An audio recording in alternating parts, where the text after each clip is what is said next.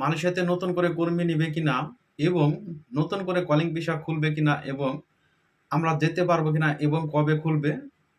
আসসালামু আলাইকুম প্রিয় দর্শক, কেমন আছেন সবাই? আশা করি সবাই ভালো আছেন। আবারও চলে আসলাম আপনাদের মাঝে মালয়েশিয়া থেকে, আমি ফুল মিয়া। তো যে যেখান থেকে এই মুহূর্তে আমাদের এই ভিডিওটি দেখছেন সবাইকে আমাদের চ্যানেলের পক্ষ থেকে স্বাগতম।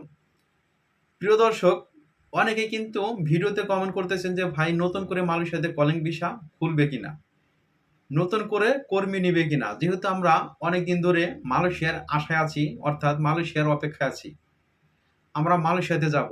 যার কারণে আমরা অন্য কোনো দেশে পাসপোর্ট জমা দিচ্ছি না বা অন্য কোনো এজেন্টের সাথে আমরা কথা বলছি না, শুধু মালয়েশিয়ার অপেক্ষায় আছি। তো সেক্ষেত্রে মালয়েশিয়াতে নতুন করে কলিং ভিসা কবে থেকে খুলবে, নতুন করে কর্মী নিলে যেন আমরা যেতে পারি, এই বিষয়ে কিন্তু অনেকেই কমেন্ট করেন বা হোয়াটসঅ্যাপে মেসেজ করেন।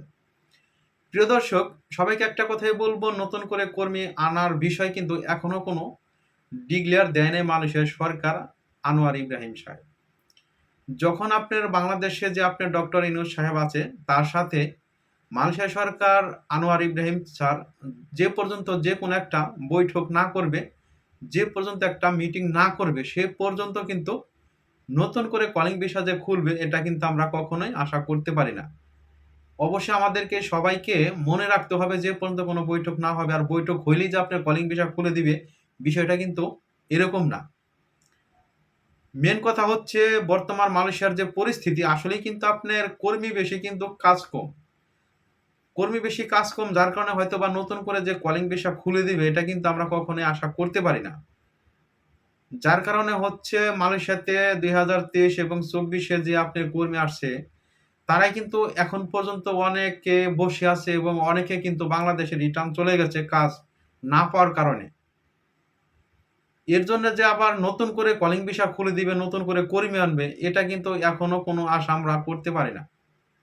এর জন্যই সবাইকে বলবো, যারা আপনি মালয়েশিয়াতে আসতে চাচ্ছেন বা মালয়েশিয়ার অপেক্ষায় আছেন, অবশ্যই আপনাকে ধৈর্য ধরতে হবে। ধৈর্য ধরে থাকতে হবে। যদি কোনো এক সময় নতুন করে কলিং ভিসা খুলে দেয়, তাহলে আপনি মালয়েশিয়াতে আসতে পারবেন।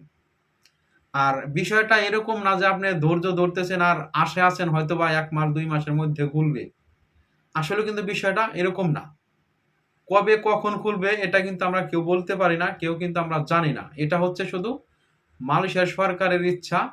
তখন হয়তো তার ইচ্ছা হবে যে তাহলে আমি নতুন করে কলিং ভিসা খুলে দিয়ে আমি অন্য কোনো দেশ থেকে কর্মী আনি। যে পর্যন্ত সে এই ইচ্ছাটা না করবে, সে পর্যন্ত কিন্তু আমরা কোনো দেশ থেকেই মালয়েশিয়াতে প্রবেশ করতে পারবো না। এর জন্য সবাইকে বলব, আপনারা যদি মালয়েশিয়া আসার ইচ্ছা থাকে বা যদি মালয়েশিয়ার অপেক্ষায় থাকেন, অবশ্যই আপনাকে ধৈর্য ধরতে হবে। আপনাকে ধৈর্য ধরে কাজ করতে হবে। আপনি যে মালয়েশিয়ার অপেক্ষায় যে আপনি বাংলাদেশে বাড়িতে বসে থাকবেন, কাজ করবেন না, বিষয়টা এরকম যদি হয় তাহলে কিন্তু আপনি অনেকটা পিছিয়ে যাবেন। যদি আপনার মালয়েশিয়াতে আসার ইচ্ছা থাকে, অবশ্যই আপনাকে বাংলাদেশে যেকোনো একটা কাজ করতে হবে। কাজ করতে থাকবেন এবং আপনি যখন হয়তো মালয়েশিয়াতে কলিং ভিসা খুলে দিবে, তখন হয়তো যেকোনো একটা ভালো এজেন্ট দেখে তার কাছে আপনি পাসপোর্ট এবং টাকা জমা দিয়ে দিবেন, যেন আপনি আসতে পারেন।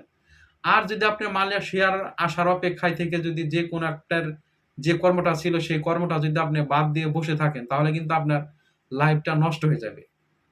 এর জন্য সবাইকে বলব, প্রিয় দর্শক, কখনোই আপনারা কর্ম ছেড়ে বসে থাকবেন না। অবশ্যই আপনারা কর্ম করতে থাকুন। যদি মালয়েশিয়ার সরকার কোনো ঘোষণা দেয়, নতুন করে কর্মী আনবে, সেক্ষেত্রে আপনারা যেকোনো একটা এজেন্ট দেখে পাসপোর্ট জমা দিয়ে আপনারা চলে আসবেন। সো প্রিয় দর্শক, এই ছিল আজকের ভিডিওটি। তো সবাইকে বলব ভিডিওটি শেয়ার করে সবাইকে দেখার সুযোগ করে দেওয়ার জন্য। আর ভিডিওটি যদি ভালো লাগে অবশ্যই কমেন্ট করবেন এবং আপনার যদি কোনো প্রশ্ন থাকে অবশ্যই আপনি কমেন্টের মাধ্যমে জানাতে পারেন। সো প্রিয় দর্শক, সবাই ভালো থাকবেন, সুস্থ থাকবেন। আল্লাহ হাফেজ।